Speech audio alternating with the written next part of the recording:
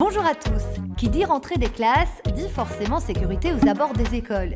C'est un enjeu primordial en cette semaine de rentrée scolaire, d'autant que chaque jour en Belgique, 10 enfants sont victimes d'un accident de la route au début ou à la fin des cours.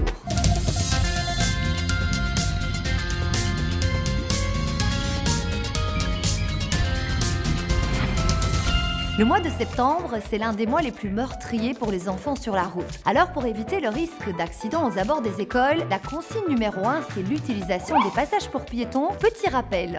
Raphaël, dis-moi quels sont les conseils que tu peux donner aux autres enfants pour traverser? Par exemple, d'abord regarder s'il y a un passage piéton tout près. Et après, si tu es arrivé au passage piéton, regarder si c'est rouge ou vert. D'accord. Si c'est rouge, tu restes derrière les poteaux qui sont là. Tu te sécurises. Et si c'est vert, tu peux y aller et tu dois regarder d'abord à gauche et puis à droite. On va le faire peut-être ensemble. À gauche. Et puis à droite. Et puis à droite. Ah, c'est vert et on peut y aller. Merci Raphaël pour ce petit rappel. De rien. Les enfants sont donc des piétons plus vulnérables, pas seulement à cause de leur taille, mais aussi à cause de leur cerveau qui est en phase d'apprentissage. Lorsqu'un adulte met un quart de seconde pour savoir si une voiture est à l'arrêt ou en circulation, il faut jusqu'à 4 secondes à un jeune enfant pour la même analyse. Autre aspect important aux abords des écoles, le stationnement. Pour gagner quelques mètres, certains parents se garent parfois n'importe comment.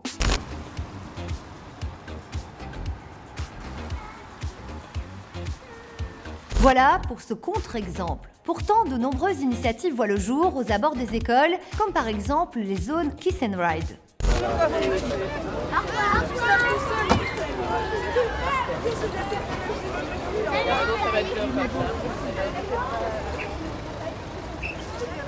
Enrique, tu peux m'expliquer ce que tu es en train de faire là? J'ouvre la porte à toutes les voitures qui viennent ici. On ouvre les portes, on prend les enfants, on les met à l'école et puis on laisse les parents partir. Quels sont les comportements les plus dangereux que tu as constatés? Quels sont les parents un peu foufous? Qu'est-ce qu'ils ont déjà fait? Qui viennent de l'autre côté alors qu'il faut venir De ce côté-là plutôt? Ouais, voilà. Vous l'avez compris, le Kiss and Ride permet de déposer rapidement son enfant, sans gêner et en toute sécurité. Ce qui est particulier et finalement très convivial, c'est que ce sont d'autres enfants qui Voilà, prennent en tout à charge fait. les enfants. Ce sont des enfants encadrés bien sûr par des adultes qui sont en charge d'amener les autres enfants dans leur école. Donc finalement, la sécurité routière, ça fait partie de l'apprentissage de l'école. Journalier, oui, on le fait tout le temps, que ce soit quand on part en excursion, pour le Kiss and Ride, bien sûr, tout est important. Pour les automobilistes, à l'approche d'une école, on lève le pied, on respecte la zone 30 et on reste focus sur la route. Si vous avez pour habitude de conduire votre enfant à l'école en voiture, veillez aussi à ce qu'il soit bien attaché. Camille, quels sont les conseils qu'on peut donner aux parents qui emmènent leurs enfants en voiture à l'école? Eh bien entendu, attachez votre enfant dans le véhicule et utilisez un rehausseur si l'enfant n'a pas encore la taille pour être assis tout simplement sur son siège. Et puis l'enfant doit monter et descendre du côté du trottoir. Si les enfants vont à l'école à pied ou encore à vélo, quels sont les conseils qu'on peut leur donner? À la rentrée, c'est peut-être le moment de prendre de bonnes habitudes pour toute l'année scolaire et donc de faire avec lui, donc avec votre enfant, le trajet quotidien vers l'école et donc repérer les points dangereux ou autres. Pour les petits cyclistes, il faut bien les équiper aussi, donc avec une chasuble, avec un casque et puis veiller à circuler à la bonne place sur la chaussée, pas trop près des voitures en stationnement pour faire attention aux ouvertures de portières.